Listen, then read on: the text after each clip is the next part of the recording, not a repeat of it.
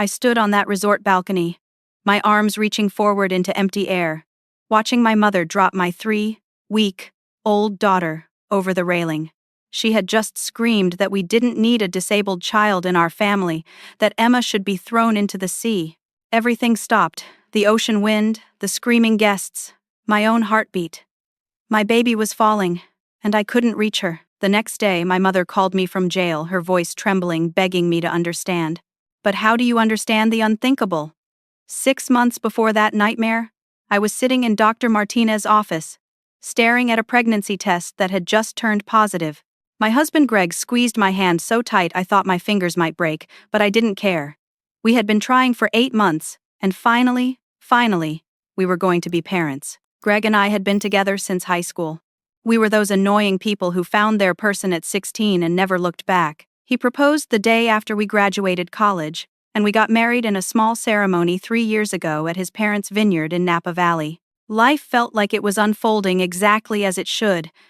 Telling my parents was the part I dreaded. My mother, Patricia, had never been the warm, cookie, baking type. She was a real estate executive who wore power suits and considered emotions a weakness. My entire childhood had been a series of piano recitals, academic competitions, and country club dinners where I was expected to be perfect and silent.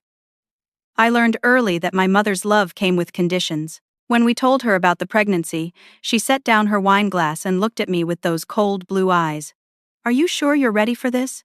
Children ruin careers, you know. I had to put everything on hold when I had you." My father, Donald, smiled weakly and said congratulations, but he didn't contradict her. He never did. 2 years of marriage had taught him that disagreeing with Patricia wasn't worth the fight. The first trimester flew by in a blur of morning sickness and exhaustion. I worked as a graphic designer from home, which gave me the flexibility to rest when I needed to. Greg was training for a promotion at his engineering firm, but he still came home every night with ginger tea and saltines, rubbing my feet while we watched terrible reality shows. At 20 weeks, we went for the anatomy scan. The technician was quiet for too long, moving the wand over my belly with a furrowed brow. She excused herself and came back with Dr. Martinez, who gently explained that they had found some markers that suggested our baby might have Down syndrome. Increased neutral fold thickness, shortened femur length, echogenic bowel. The room tilted. Greg's hand found mine again. Dr. Martinez referred us to a genetic counselor, a kind woman named Susan, who explained our options without judgment. We could do an amniocentesis to confirm, or we could wait until birth. We could continue the pregnancy or not. She gave us pamphlets and resources and time to think. Greg and I drove home in silence. That night, we lay in bed, my hand on my growing belly, feeling the tiny flutters of movement that had just started. "What do you want to do?" he finally asked. "I want to meet our baby," I said. "Whatever that looks like." "Me too." We did the amniocentesis 2 weeks later. The results came back positive for trisomy 21. Our daughter had Down syndrome. After meeting with Susan again, reading everything we could find, and attending a support group for parents of children with Down syndrome, we felt scared but hopeful. The parents we met talked about delayed milestones and medical challenges, but they also talked about joy and personality and love so fierce it hurt. When we told Patricia, she went completely still. Then she said, in a voice like shattered glass, "You're making a terrible mistake. This will destroy your life. You have no idea what you're signing up for. Mom, we've done our research. We're prepared." She laughed, bitter and sharp. "You can't prepare for this. This child will take everything from you. Your marriage, your career, your freedom, everything." Donald put a hand on her shoulder. "Patricia, that's enough," she shook him off. "Don't tell me what's enough. I'm trying to save our daughter from a lifetime of suffering." I left their house that day and didn't go back. Greg's parents, Maria and Tom, were supportive and excited. They immediately started reading about Down syndrome and asking thoughtful questions. They showed us the family we deserved. The rest of the pregnancy was medically uneventful. I joined online groups for moms of children with Down syndrome. I found a pediatrician who specialized in developmental differences. I prepared the nursery with soft yellow walls and a mobile of clouds and stars. I tried not to think about my mother's words, but they haunted me in quiet moments. Emma Rose was born on a Tuesday morning in April, weighing 6 pounds and 8 ounces. She had the most beautiful almond-shaped eyes and a tiny rosebud mouth. The neonatologist confirmed the Down syndrome diagnosis and checked her heart, which was perfectly healthy. No surgery needed. No immediate medical interventions. Just a perfect baby girl who needed love, like any other child. Greg cried when he held her for the first time. I cried. Maria and Tom visited and cried. Even the nurses got teary-eyed. Emma was 3 days old when my younger sister Bryn came to visit. Bryn was 25, newly married, and Patricia's golden child. She had followed our mother's blueprint perfectly. Prestigious college, corporate job, appropriate marriage to a man from a good family. She walked into my hospital room and immediately burst into tears at the sight of Emma. She's beautiful, Holly. She's so beautiful. Thanks, Bryn. I'm sorry about Mom. She's been impossible about this whole thing. When isn't she impossible? Bryn laughed sadly. Fair point. She paused, then added, I'm pregnant too. 10 weeks. I haven't told anyone except you. Bryn! That's wonderful. Mom's going to make it into some kind of competition, isn't she? Probably. And she did. When Bryn announced her pregnancy to the family 2 weeks later, Patricia threw an elaborate dinner party to celebrate. She posted about it on social media, bought Bryn designer maternity clothes, and started planning a lavish baby shower. Emma's birth had warranted a brief, cold phone call. I tried not to let it hurt.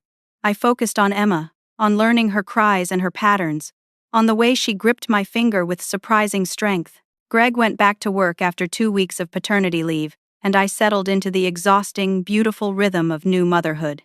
Emma was 3 weeks old when Patricia called. Her voice was different, softer than I'd heard it in years. Holly, I owe you an apology. I've been doing a lot of research, and I was wrong. Children with Down syndrome can live full, happy lives. I let my own fears control me. And that wasn't fair to you or Emma. I didn't trust it. Okay. I want to make it up to you. Let me throw you a proper baby shower. Something special to celebrate Emma and show you how much I support you. Please, let me do this. I looked at Emma, sleeping in my arms. I was so tired, so desperate for my mother's love, even after everything. I don't know, Mom. The Ocean View Resort, that beautiful hotel on the coast you've always loved. I'll rent a suite, invite all your friends, do it right. Let me show you I've changed. Greg came home to find me crying on the couch. When I told him about Patricia's offer, his jaw tightened. Holly, I don't trust her, I know. But what if she really has changed? What if she really wants to try? And if she hasn't, then at least I'll know I tried. I need to try, Greg. She's my mom. He pulled me close, and I felt him sigh against my hair. Okay. But I'm not leaving your side for a second. The baby shower was set for a Sunday afternoon in late April. The Ocean View Resort was a luxury hotel perched on cliffs overlooking the Pacific, all white, marble and floor, to ceiling windows. I had fantasized about having my wedding there once, before I realized we couldn't afford it and it wasn't really us anyway. Patricia had rented the Sunset Suite, a 3-room space with a private balcony that jutted out over the water. When Greg and I arrived with Emma, I immediately felt the wrongness in the air. The lobby was full of women I barely recognized, Patricia's country club friends and business associates, all holding tasteful gifts and wearing forced smiles. I saw maybe 3 of my actual friends in the crowd. Holly, you made it! Patricia swept toward us in a cream silk dress, arms outstretched. She took Emma from my arms before I could protest. Oh, look at her. She's grown so much.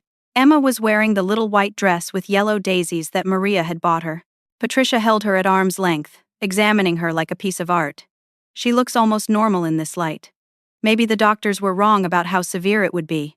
My stomach dropped. Greg's hand found the small of my back, steadying. Mom, Down syndrome isn't something you can be wrong about. Emma is perfect exactly as she is. Of course. I just meant she's prettier than I expected. Come on, everyone's waiting upstairs. The Sunset Suite was decorated in shades of pale pink and gold, with an elaborate dessert table and a tower of gifts. Patricia's friends surrounded us immediately, cooing over Emma with the kind of enthusiasm that felt rehearsed. I caught my best friend Amber's eye across the room. She was a pediatric nurse who had supported me through the entire pregnancy. She mouthed, "You okay?" I nodded, lying. Bryn arrived 20 minutes late, her baby bump visible in a fitted blue dress. Patricia lit up like someone had plugged her in. Bryn. Oh, sweetheart, you're glowing. Everyone, come see how beautiful Bryn looks. She's due in August, carrying a perfectly healthy baby boy. The room erupted in applause. I stood there holding a glass of sparkling water, watching my mother orbit around my pregnant sister like she was the sun. Several people actually turned away from Emma to go congratulate Bryn. Amber appeared at my elbow. Want me to fake a medical emergency so we can leave? Tempting. But I promised myself I'd give her a chance. Holly, something's off. The way she's looking at Emma.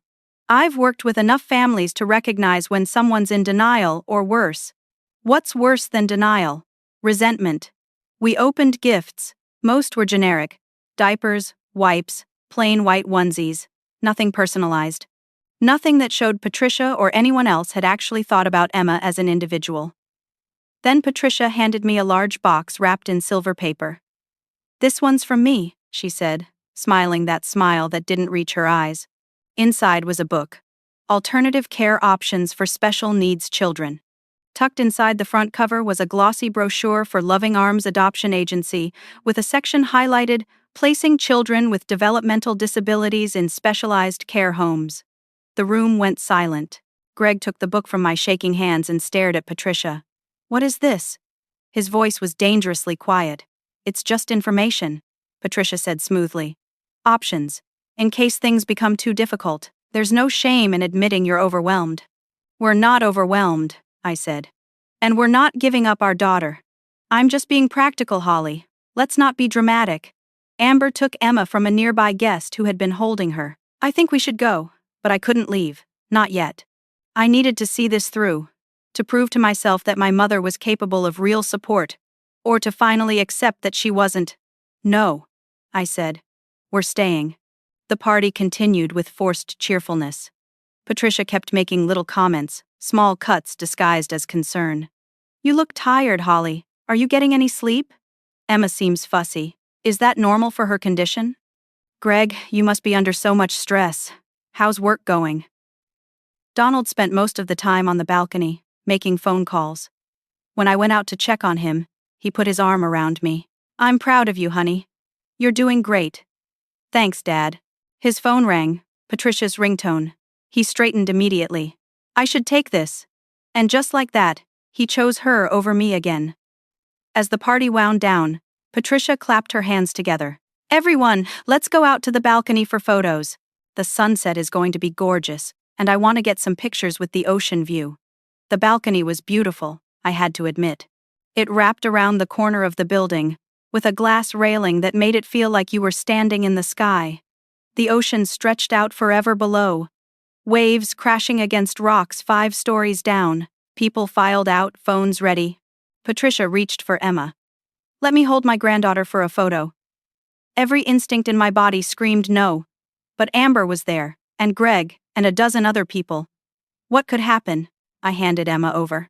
Patricia walked toward the railing, and the late afternoon sun hit her face at an angle that made her features look sharp and unfamiliar. She stood there, holding Emma against her shoulder, looking out at the water. "Patricia, step back from the edge," Donald called out nervously. She didn't move. She just stood there, and I watched her expression change. The mask of civility dropped away, and what was underneath was cold and ancient and terrible. "Mom!" My voice cracked. "Mom, give me Emma." Patricia turned to face us. Her eyes were empty. "You don't understand what you've done," she said quietly. "You've cursed this family, Patricia." Donald moved toward her, but she held up one hand and he stopped. Everything happened so slowly and so fast. Patricia lifted Emma higher, holding her in the air above the railing. Emma started to cry. People were shouting. I was running. My feet felt like they were moving through concrete. Patricia looked at me, and I saw no recognition there. No love. Nothing. "We don't need a disabled child in our family," she screamed. "Throw it into the sea." And then she dropped my daughter over the railing. The sound that came out of me wasn't human. It was something primal, something that came from a place deeper than words. I lunged forward, my hands grasping at empty air where Emma had been a second before.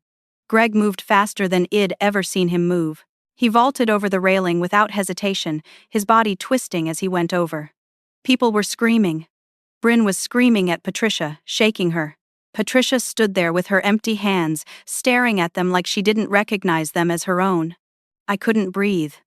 Couldn't think. The world had narrowed to a single point. My baby was falling. My baby was gone. Amber grabbed me as I tried to climb over the railing myself. "Holly, no! Holly, stop, my baby, my baby!" I was clawing at her, trying to get free. "Let the professionals handle it. You can't help her by jumping." Someone was on the phone with 911. Donald had collapsed in a chair, his face gray. Patricia just stood there, something slowly dawning in her expression, horror seeping in to replace the emptiness. "What did I do?" she whispered. "What did I do?" I broke free from Amber's grip and ran. Down the hall, to the elevator. But the elevator was too slow. I hit the stairs instead, taking them 2 and 3 at a time, my heart hammering so hard I thought it would explode. 5 floors. I flew down 5 floors in what felt like both seconds and hours. The lobby was chaos. People running, hotel staff on radios, someone directing me toward the beach access. I ran through the elegant marble corridors in my dress and heels, ran past the pool area, ran toward the sound of the ocean. And there, on the concrete path that led to the beach, I saw him. Greg was sitting on the ground, soaking wet, his shirt torn open. He was hunched over, his arms wrapped around something. And he was sobbing, great heaving sobs that shook his whole body. I couldn't feel my legs. I walked toward him like I was in a dream, like I was watching myself from outside my body. "Greg." He looked up, and his face was destroyed. Tears and salt water and something that might have been blood. But his eyes found mine, and in them, I saw something impossible. "Hope. She's breathing," he choked out. "Holly.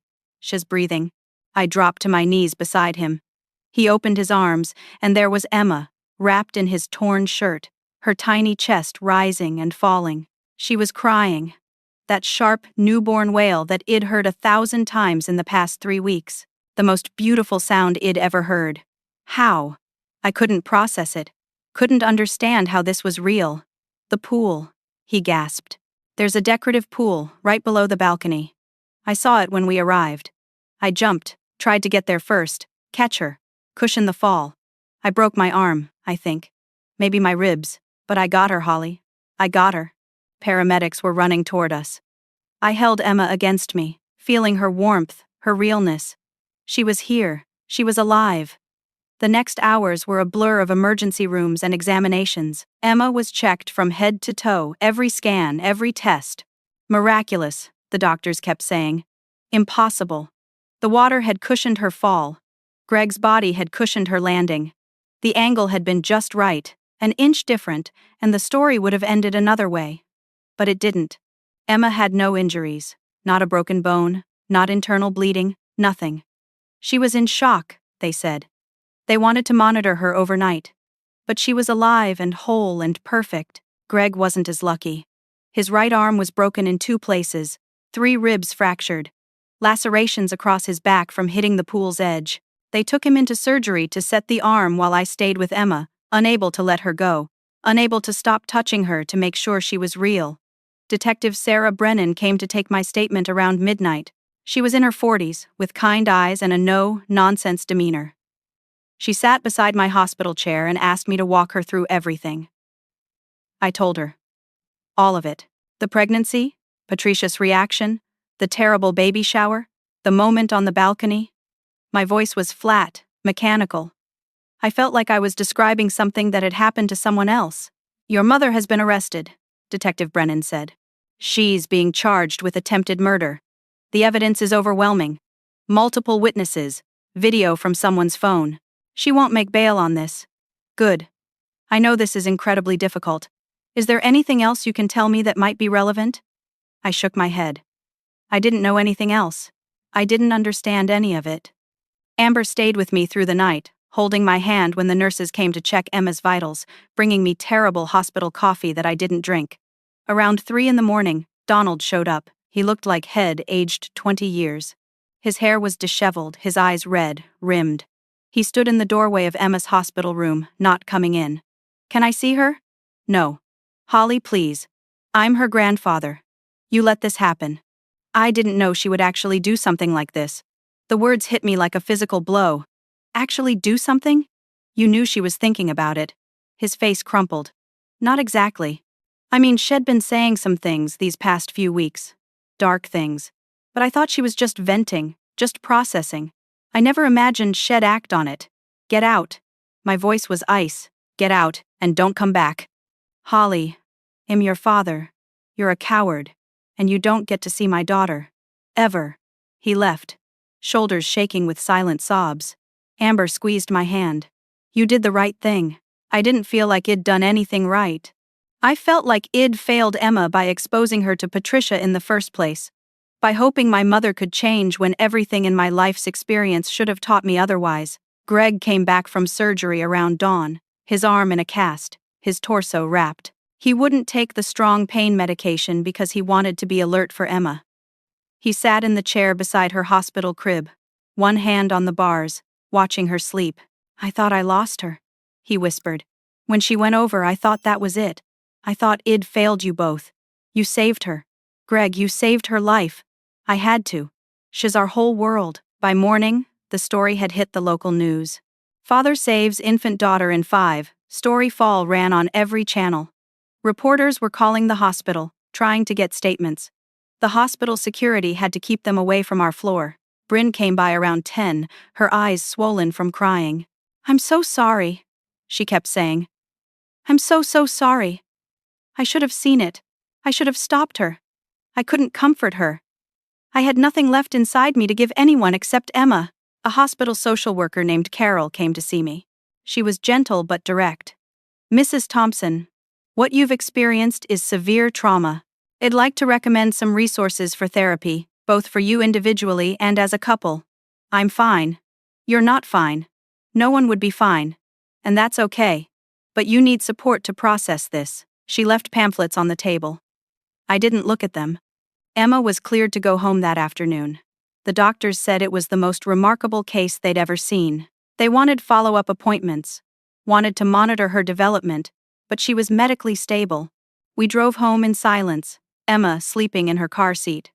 When we pulled into our driveway, I started shaking and couldn't stop. Greg held me in the front seat of the car, both of us crying, while our daughter slept peacefully in the back. That night at 2 a.m, my phone rang. A number I didn't recognize. I almost didn't answer. Hello, Holly. My mother's voice, trembling and broken. Holly, please. I need to talk to you. How are you calling me? You're supposed to be in jail. I'm allowed one phone call. Please. Don't. Hang up. Every cell in my body screamed at me to end the call. But there was something in her voice, something I'd never heard before. It might have been true remorse, or it might have been manipulation. I didn't know anymore. I have 30 seconds before I hang up. I don't remember doing it. I don't remember being on that balcony. It's like I blacked out, and then I was standing there with empty hands and everyone was screaming. Holly, I don't remember. That's not good enough. I know it's not. But there's something you need to know. Something about why this happened. Something no one else knows. Please, Holly, come see me. Once. Let me explain. I'm your mother. That last part made me laugh, harsh and bitter. You stopped being my mother the second you dropped my daughter. I know. But I'm begging you. One conversation. Then you never have to see me again. Please. I should have said no. Should have hung up and blocked the number and never looked back. But something in me needed to understand. Needed to know how a mother could do what she did. Fine. One visit. But Greg comes with me. Thank you. She was crying now. Thank you, Holly. I hung up and sat in the darkness of my living room, listening to Emma's white noise machine humming through the baby monitor. Greg came down the stairs, still moving carefully because of his ribs. Who was that? My mother. She wants me to visit her in jail. Absolutely not. I said yes. Holly. I need to know why, Greg. I need to understand how a person does what she did. Maybe that makes me weak, or stupid, or both. But I need to know. He sat beside me on the couch, close but not touching. Then I'm coming with you. I wouldn't do it without you. We sat there together until the sun came up, Neither of us sleeping, both of us listening to our daughter breathe. 3 days later, Greg and I drove to the county jail. Amber had insisted on coming too, waiting in the lobby while we went in. "Someone needs to be here to pick up the pieces," she said. "And it's going to be me." The jail was exactly as depressing as you'd imagine. Gray walls, harsh fluorescent lights, the smell of industrial cleaner and despair. We went through security, put our belongings in a locker, and were led to a visiting room divided by thick glass partitions. Patricia was already seated when we arrived. She looked haggard, her expensive highlights showing gray roots, her face bare of the makeup she usually wore like armor. She was in an orange jumpsuit that seemed to swallow her frame. When she saw us, she started crying. Greg sat beside me, his good arm around my shoulders. I picked up the phone on my side of the glass. She picked up hers. "Thank you for coming," she said, her voice crackling through the receiver. "I didn't think you would. I'm here for answers, not forgiveness. I don't expect forgiveness. I don't deserve it." She took a shaky breath. "I need to tell you about your Aunt Eleanor." "I don't have an Aunt Eleanor." "You did. She died before you were born. She was my younger sister, and she had cerebral palsy." I felt Greg tense beside me. This was new information? A piece of family history I'd never heard. Patricia continued, her words spilling out like she'd been holding them in for decades. "Eleanor was born when I was 8 years old. She was premature, had complications, and the cerebral palsy was severe. She couldn't walk, could barely communicate, needed round-the-clock care. Mom, I'm sorry, but I don't see what this has to do with you trying to kill Emma." "Everything. It has everything to do with it." She pressed her palm against the glass. "My parents were good people, Holly. They loved Eleanor. They did everything for her. Physical therapy, special equipment, medications. They researched and advocated and fought for her every single day. That sounds like what good parents do." It was, but I got lost in it. I was 8 years old, and suddenly, I didn't exist anymore. Every conversation was about Eleanor. Every decision revolved around her needs. Family vacations were planned around her medical appointments. My school events were missed because Eleanor had a seizure or an infection. I learned to be invisible, to not need anything, to be perfect so I wouldn't add to their burden. I thought about my own childhood, the way Patricia had demanded perfection from me, never satisfied with anything less than flawless.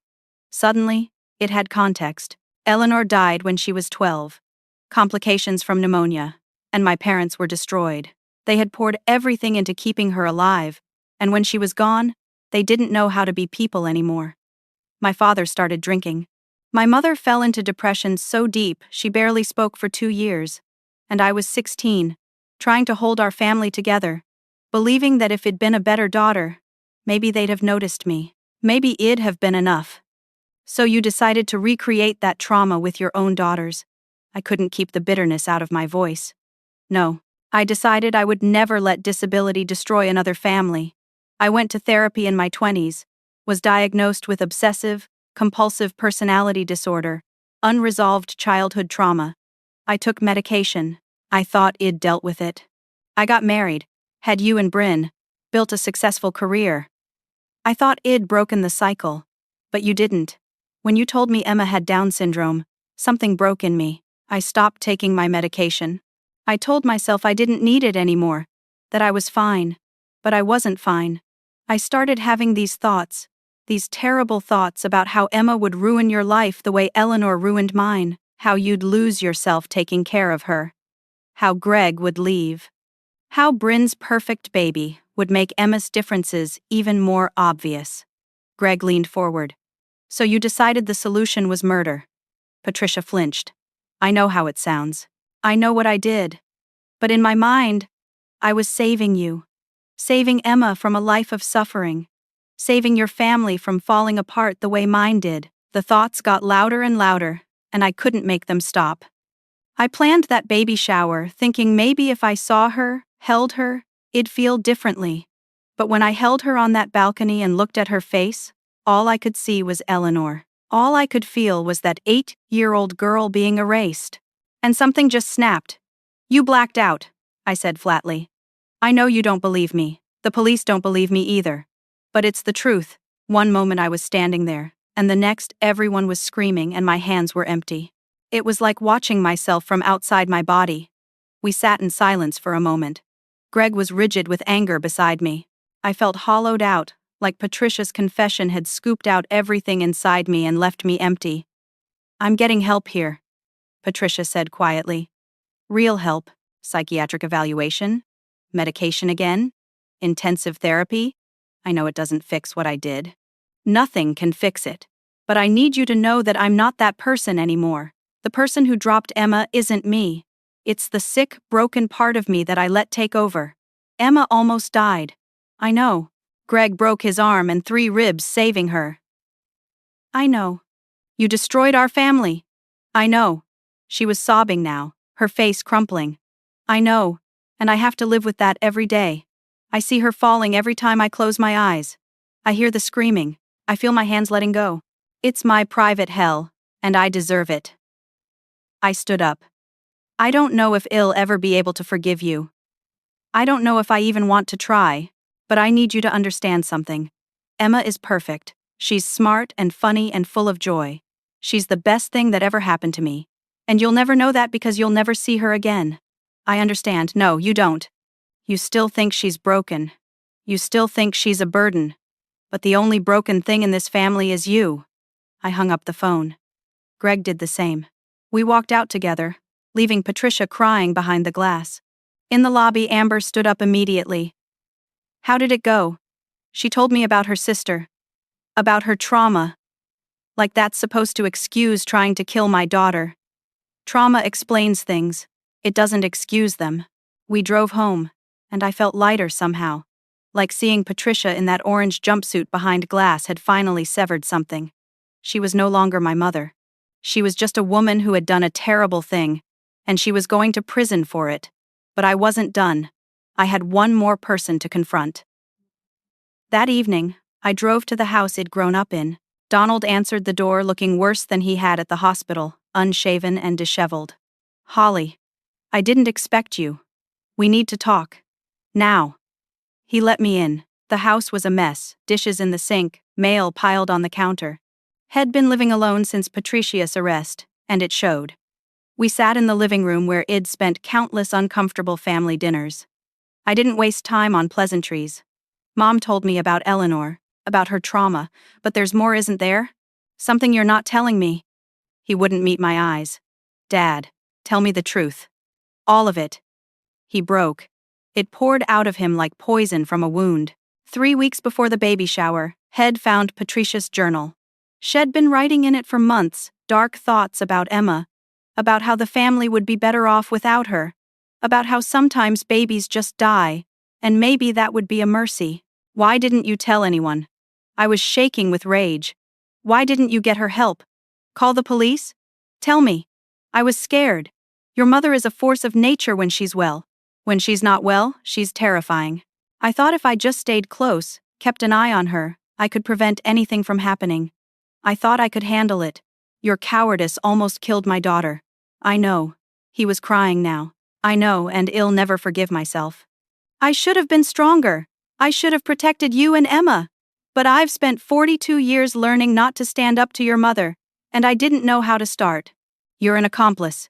You knew, and you did nothing. I'll tell the police everything. I'll take whatever consequences come. But Holly, please understand. I never thought she'd actually do it. I thought they were just thoughts. Just dark thoughts she needed to work through. Get out of my life. Both of you. I don't want you near Emma. I don't want you in our family. You're just as guilty as she is. I left him there, crying in that pristine living room, and I felt no sympathy. Head had a choice, and Head chosen wrong. Now he had to live with it. When I got home, Detective Brennan was waiting on my porch.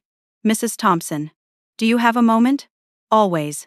She sat with me on the porch steps, the evening air cooling after a warm day. "Your father came to the station an hour ago. He told us everything. About the journal, about Patricia's deteriorating mental state, about the warning signs he ignored. Good. We're adding charges against your mother. This shows premeditation, which strengthens our case significantly. And your father will likely face charges as well. Failure to report imminent danger, possibly more. Also good." She looked at me with something like admiration. You're handling this with remarkable strength. I'm not handling it, I'm surviving it. There's a difference. Over the next weeks, I started therapy with Dr. Linda Hartley, a trauma specialist who Amber had recommended. Greg started seeing someone too, a therapist who specialized in PTSD. We were both having nightmares.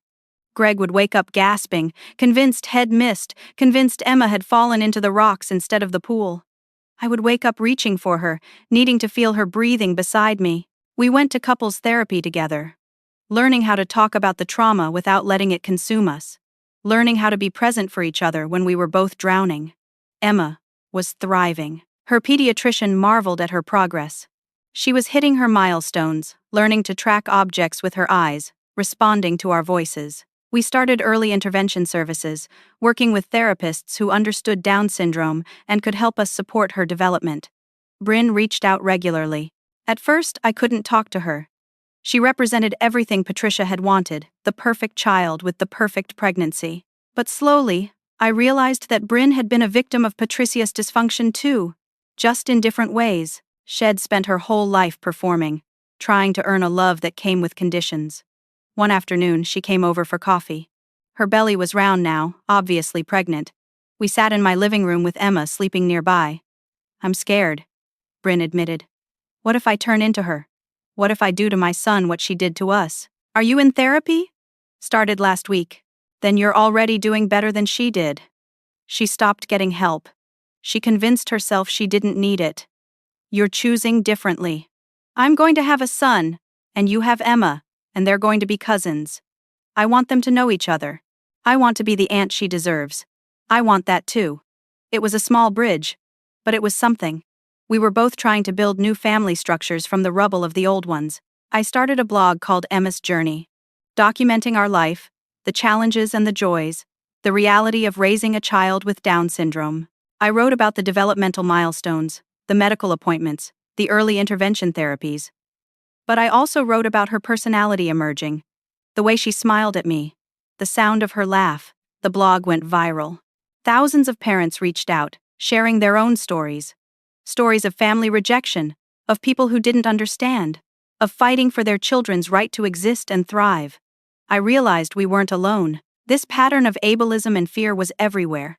Through the blog, I found a support group of parents.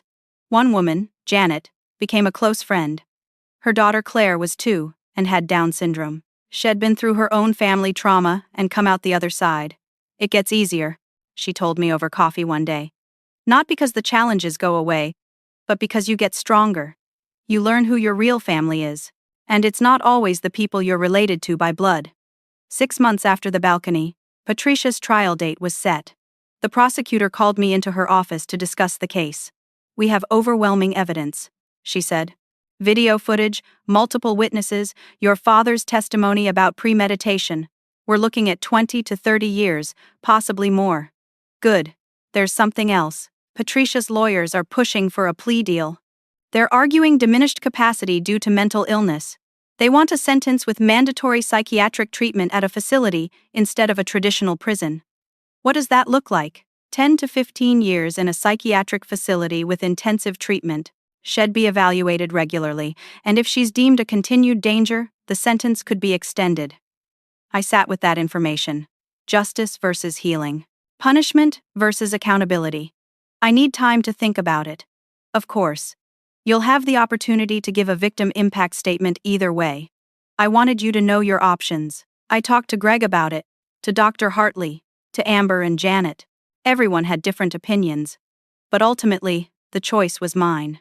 I kept thinking about what Patricia had said, about seeing Eleanor every time she looked at Emma, about the generational trauma that had turned her into something monstrous, about the fact that prison wouldn't heal whatever was broken in her, it would just lock it away. I called the prosecutor back. I want the plea deal with psychiatric treatment. Are you sure? A lot of victims feel that's too lenient. I'm not doing this for Patricia. I'm doing it because I want her to have to face what she did every day in therapy. I want her to have to work through her trauma and understand the damage she caused. That's harder than just sitting in a cell.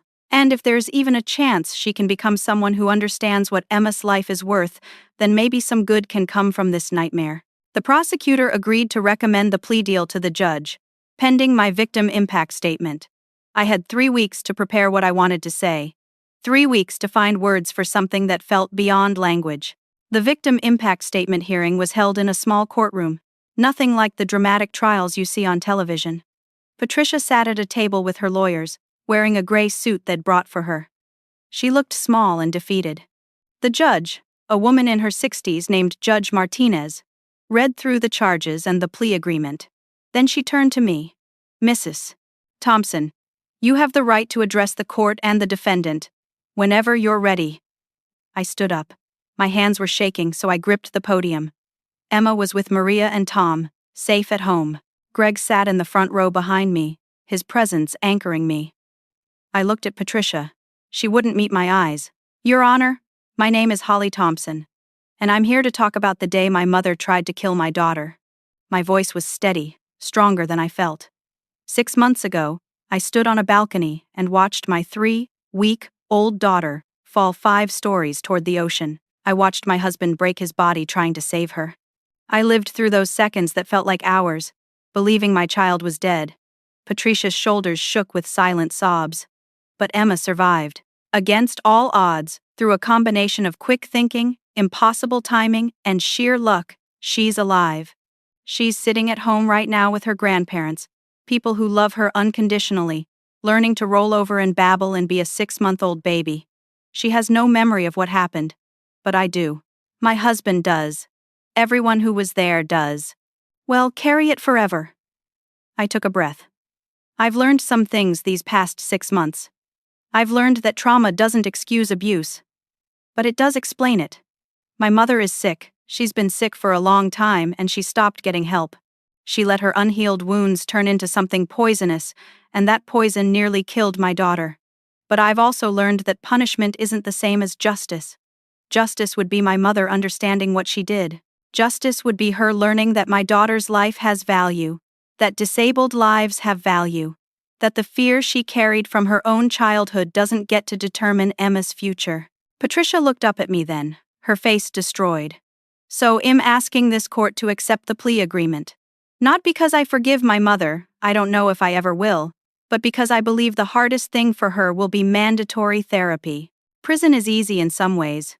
You can hide from yourself there. But therapy, real intensive therapy, that means facing everything. That means doing the work to understand how a mother can harm her child. And maybe, somewhere in that process, she'll become someone who understands what she almost destroyed." I paused, gathering my thoughts for the most important part. Emma has Down syndrome. My mother saw that as a tragedy, as something to be prevented or eliminated. But Emma is perfect. She's made our family richer, deeper, more loving. She's taught us about resilience and joy and what really matters. She's not broken. The system that taught my mother some lives are worth less than others, that's what's broken. My father's silence when he knew something was wrong, that's what's broken. But my daughter, she's whole and beautiful and loved. I looked at Patricia directly. You'll never know her. You'll never see her first steps or hear her first words. You'll never get to witness the person she becomes. That's your punishment. That's what you threw away when you dropped her off that balcony.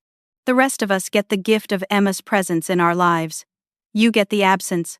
I hope someday you understand what you lost. I sat down. Greg squeezed my hand. Judge Martinez nodded slowly. "Thank you, Mrs. Thompson. That was a powerful statement." She turned to Patricia. "Miss Coleman, you have the right to address the court. Do you wish to speak?" Patricia stood shakily. Her voice was barely above a whisper. "I don't have words for what I did. There aren't words. I tried to kill my granddaughter because I was too broken to see that she wasn't the problem. I let my trauma become an excuse instead of something to heal. I stopped taking care of my mental health. I ignored every warning sign, and I almost destroyed the most precious thing in my daughter's life." She looked at me, tears streaming down her face. "Holly, I know you're not doing this for me. I know I don't deserve your mercy. But I promise you, I will do the work. I will spend every day of my sentence trying to understand how I could have done something so evil. I will take my medication. I will go to therapy. I will face every ugly thing inside me. Not because it will bring you back. I know I've lost you forever. but because maybe somewhere in that process, I can become someone who understands what your daughter's life is worth. What all lives are worth. Judge Martinez announced the sentence. 12 years in a secure psychiatric facility with mandatory treatment, regular evaluations, and the possibility of extended commitment if she was deemed a continued danger. Patricia would be transferred within the week. As the guards led her away, Patricia looked back at me one last time. I didn't look away. I wanted her to see me standing tall, unbowed, stronger than Shed ever allowed me to be. Outside the courthouse, reporters were waiting. Greg and I made a brief statement, mostly about Emma's recovery and our gratitude to the first responders. Then we went home to our daughter. The next phase of healing was about Donald. True to his word, Head pled guilty to failure to report imminent danger. He received 2 years probation and mandatory therapy. His lawyer called to ask if I would provide a statement for his sentencing hearing. I agreed to meet him one more time, in a coffee shop with Amber present. He looked terrible. Head lost weight, his clothes hanging off his frame. He ordered coffee but didn't drink it. "Thank you for meeting me. I'm not here to forgive you, Dad. I'm here to tell you what my conditions are if you want any relationship with Emma. Anything. You complete your therapy. All of it. Not just what the court requires, but real, deep work on understanding why you enabled Mom's abuse for decades. You take responsibility for the role you played not just in this, but in my entire childhood. You learn to have a spine. I will. And Emma will decide if she wants a relationship with you when she's old enough to understand what happened. Until then, you can see her supervised. At family therapy sessions with Greg and me present, you don't get to be grandpa. You have to earn any role in her life. That's fair. That's more than fair. One more thing. You help other people. You use what happened to advocate for taking mental health seriously, for speaking up when someone is in crisis. You make something good come from this nightmare." He nodded, crying again. But this time, his tears felt different. Like he was finally feeling the weight of his choices, instead of just feeling sorry for himself. Over the following months, Donald did the work. He went to therapy 3 times a week. He joined a support group for family members of people with mental illness. He started volunteering with a crisis hotline, using his experience to help others recognize warning signs. We had one family therapy session with him, Emma present in her carrier. He held her for the first time. This granddaughter Head failed to protect and sobbed apologies into her tiny body. Emma just looked at him with her solemn eyes, taking it all in. "She's beautiful," he whispered. "She's so beautiful, Holly." "I know. I'm sorry. I'm so sorry. I know. Now prove it." And slowly, painfully, he did. It would take years to rebuild any kind of trust. Maybe we'd never get there fully, but he was trying, and that was more than Patricia had ever done. Greg and I were healing too, but it wasn't linear. Some days were good, Emma hitting a new milestone, us feeling strong and capable. Other days, the trauma would ambush us. Greg would freeze at the sight of a balcony. I would have panic attacks when anyone else held Emma.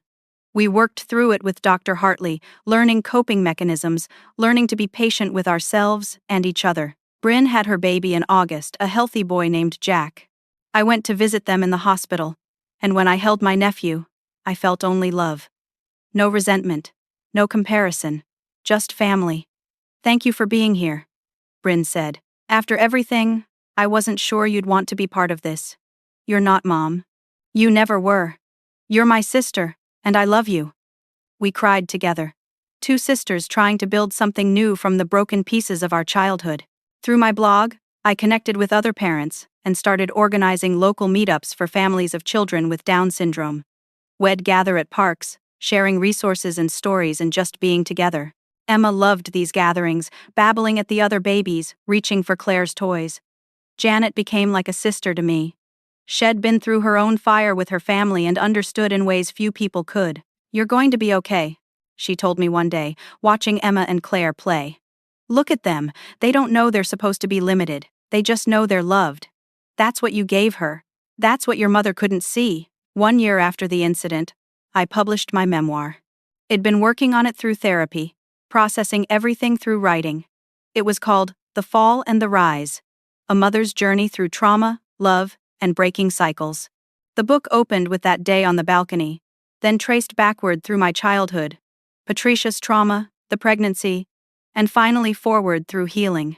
It was raw and honest and painful. My editor wanted me to soften some of it, make Patricia more sympathetic. I refused. This is the truth, I said. People need to see how ableism and untreated trauma can combine into something deadly. If I make it easier to digest, I'm doing a disservice to Emma and every other disabled child whose life is seen as less valuable. The book launched in the spring. I did a small book tour, mostly local events and podcasts. The response was overwhelming. Parents of disabled children reached out to share their own stories of family rejection. Adult children of narcissistic parents recognized their experiences in mine. Mental health advocates used it to talk about the importance of treatment and medication compliance. But there was also backlash. Some people thought I was too harsh on Patricia, that I should be more forgiving. Some disability rights activists felt I didn't go far enough in addressing systemic ableism. You can't please everyone, Dr. Hartley reminded me. Tell your truth and let it land where it needs to. Greg's nonprofit, Second Catch, was growing too. What had started as water safety training had expanded to include emergency response education and support for trauma survivors. Had found purpose in the worst moment of his life. And watching him teach others how to stay calm in crisis, I fell in love with him all over again. Emma was thriving. At 18 months, she was pulling herself up on furniture, babbling constantly, and had the most infectious laugh. She was in speech therapy, occupational therapy, and physical therapy, meeting with early intervention specialists twice a week. The woman had looked uncomfortable and walked away. Thousands of parents commented with similar stories. It started a conversation about the language we use around disability, about assumptions and prejudice that still permeate society. Several news outlets picked it up. I did interviews talking about ableism, about the value of disabled lives, about fighting for our children in a world that often doesn't want them. All of this made me stronger. Every time I spoke Emma's truth, every time I pushed back against the narrative that her life was tragic, I healed a little more. I was becoming the mother she deserved, the advocate she needed, but there was still one more battle to fight. Patricia's psychiatric evaluation was coming up at the 18-month mark. The facility would assess her progress and make recommendations about her treatment plan. As her victim, I had the right to provide input and attend the hearing. Part of me wanted to ignore it, to let the process happen without my involvement. But another part knew I needed closure. I needed to see if she'd actually done the work or if it was all performance. I requested copies of her therapy records and psychiatric evaluations. The picture they painted was complicated. Patricia had been diagnosed with not just obsessive-compulsive personality disorder but also unresolved complex PTSD from her childhood. She'd been in intensive therapy 3 times a week, on medication, participating in group therapy with other women who'd harmed their children. Her therapist's notes showed genuine progress. She was taking responsibility, connecting her actions to her trauma, learning to recognize her thought patterns before they became dangerous. She'd written extensively about Eleanor, about her parents, about the ways she'd let fear drive her parenting. But she'd also written about Emma, about regretting that she'd never know her, never see who she became, about wishing she could undo what she did. The evaluation hearing was held at the facility, a secured campus that looked more like a college than a prison. Patricia was brought into a conference room where I sat with her lawyer, a psychiatrist, and a judge who specialized in mental health cases. She looked different. Older, yes, but also somehow lighter. The hardness that had always defined her features was gone. She looked like someone who'd been broken and was slowly putting herself back together. The psychiatrist presented his findings. Patricia had made significant progress. She was no longer a danger to herself or others. She was compliant with treatment, insightful about her condition, and showed genuine remorse. He recommended continued treatment but in a less secure setting, possibly transitioning to outpatient care in another 3 years.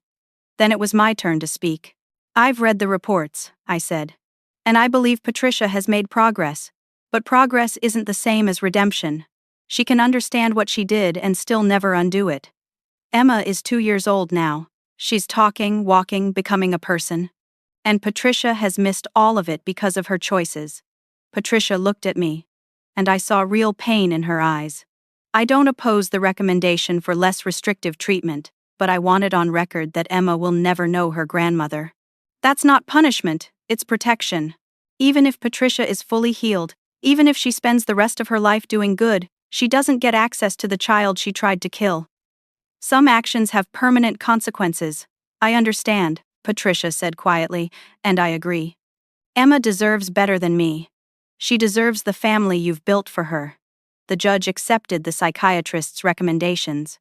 Patricia would remain in the current facility for another year, then transition to a less secure treatment center with the possibility of supervised community access after that. As we were leaving, Patricia asked if she could say one thing to me. I agreed, though Greg tensed beside me. I know you'll probably never believe this, but I'm grateful Emma survived. I'm grateful Greg was brave enough to jump. I'm grateful you're the mother you are. She's lucky to have you. And I'm sorry I couldn't see that when it mattered. I didn't respond. I just walked away, knowing that was the last time I'd voluntarily be in the same room with her. On the drive home, Greg asked how I felt. Sad, I admitted. Sad that she wasted so much time being afraid. Sad that her trauma turned her into someone who could hurt a baby. Sad that Emma will never have a grandmother on my side of the family. But mostly grateful. Grateful we survived. Grateful we're building something better. Grateful. I'm nothing like her. That night, I put Emma to bed, reading her favorite book about a caterpillar becoming a butterfly. She fell asleep in my arms, her little hand curled around my finger. I sat there long after she was asleep, just feeling her breathe. This miracle of a child who was supposed to fall but flew instead. 2 years after the balcony. I looked around at the people gathered in our yard, all of them there because they wanted to be. Because they chose us. We all did. Together. Later, after everyone had gone home and Emma was asleep, I sat on the back porch with Greg. His arm had healed completely, though he said it ached before rain. His ribs didn't bother him anymore. But we both still had scars, the invisible kind that flared up at unexpected moments. I've been thinking, he said, about having another baby. Yeah. Not to replace anything or prove anything. But because we're good at this. Because we have more love to give. Because Emma would be an amazing big sister. I leaned into him. I've been thinking the same thing, even after everything, especially after everything. We know what we can survive now. We know how strong we are. And I refuse to let what Patricia did determine the size of our family. 6 months later, I found out I was pregnant again. This time, the joy wasn't complicated by fear of my mother's reaction. There was no Patricia to tell, no Donald to worry about. Just us and our chosen family, celebrating new life. The pregnancy was uncomplicated. At the anatomy scan, everything looked typical. Part of me felt guilty for the relief I felt, like I was betraying Emma by being glad this baby probably wouldn't have Down syndrome. Dr. Hartley helped me work through it. You can love Emma exactly as she is and still feel relief that this pregnancy is different. Those things can coexist. You're not a bad mother for having complex feelings. Our son, Henry, was born on a sunny morning in October. Emma was fascinated by him, wanting to help with everything. She'd pat his head gently and say, "Baby, baby," in her sweet voice. Watching her with him, I realized she'd taught him things before he was even old enough to understand. She was teaching him and us that different isn't less. That timelines don't matter as much as progress. That love isn't contingent on ability. My blog had evolved into a podcast. Unbreakable. Stories of trauma and triumph. I interviewed other survivors, other parents, other people who'd faced the unthinkable and built something beautiful from the rubble. Each episode ended with a life lesson. Something we'd learned in the fire. For our anniversary episode, I shared our story in full. Emma's fall and everything that came after. At the end, I talked about the lessons that had saved us. I learned that the families we're born into sometimes carry wounds too deep for us to heal. But we get to choose the families we build, the love we give, and the cycles we break. My mother tried to throw away what she saw as broken, but Emma was never the broken one. The system that taught my mother that some lives are worth less than others was broken. My father's silence in the face of wrong was broken. But my daughter? She's perfect exactly as she is, and imperfect as her mother. Not despite our struggles, but because we chose each other every single day. I paused, letting the weight of the words settle. That's the thing about love. It's not about perfection. It's about showing up, even when it's hard. Especially when it's hard. I didn't just survive what my mother did. I built something beautiful from the ashes. And that's a power no one can ever take from me. The episode got millions of downloads. Parents reached out saying it gave them hope. Survivors said it helped them understand their own healing journeys. Adult children of narcissistic parents said it gave them permission to build their own families outside of toxic blood relations. Emma started preschool in an inclusive classroom where her differences were celebrated. She made friends easily, her natural joy drawing other children to her. Her teachers marveled at her empathy, the way she noticed when other kids were sad and tried to comfort them. Greg's nonprofit expanded to 3 states, training first responders and everyday citizens in emergency response. He was invited to speak at conferences, to share his story of those seconds when he decided to jump. He always ended with the same message. When someone you love is falling, you don't think, you just catch them. Donald continued his therapy and volunteer work. He wrote me letters regularly, not asking for anything, just updating me on his progress and telling me how proud he was of the mother he'd become. I read them but rarely responded. Some wounds heal slowly, if they heal at all. Patricia completed her residential treatment and transitioned to a supervised living facility. She worked in the facility's garden and led group therapy for other women dealing with trauma. I got updates through the Victim Services Office but never reached out. Her healing was her responsibility, not mine. Bryn and I grew closer, our children growing up together, learning that family is what you make it. We had honest conversations about our childhood, about the ways Patricia had pitted us against each other, about breaking those patterns with our own kids. Emma and Jack are going to grow up knowing they're both loved exactly as they are, Bryn said one day, watching them play. No comparisons, no conditions, just love. That's all I ever wanted. On the 3rd anniversary of the fall, we went back to the ocean, not to the resort where it happened, but to a quiet beach an hour north. Emma ran in the waves, Henry on Greg's shoulders, all of us together in the place that had almost taken everything. I stood in the sand, salt air in my lungs, and thought about that woman on the balcony 3 years ago. The woman who watched her mother drop her baby and thought the world was ending. She'd been right and wrong. That world did end, the world where she believed in her mother's capacity for good, where she hoped for acceptance, where she thought blood meant loyalty. But from those ashes, she'd built this. A family that chose each other. A life full of purpose and advocacy, and love so fierce it could withstand anything. A daughter who was thriving not despite her Down syndrome but as her complete, perfect self. Emma ran back to me, sandy and wet and laughing. "Mama! Come play!" I took her hand and let her pull me toward the water. Toward life. Toward the future. We'd fought so hard to build. Because that's the final lesson, the one that matters most. You get to decide who you become after trauma. You can let it define you, or you can use it to build something stronger.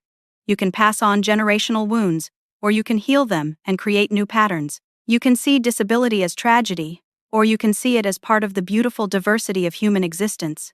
I chose healing. I chose Emma. I chose us.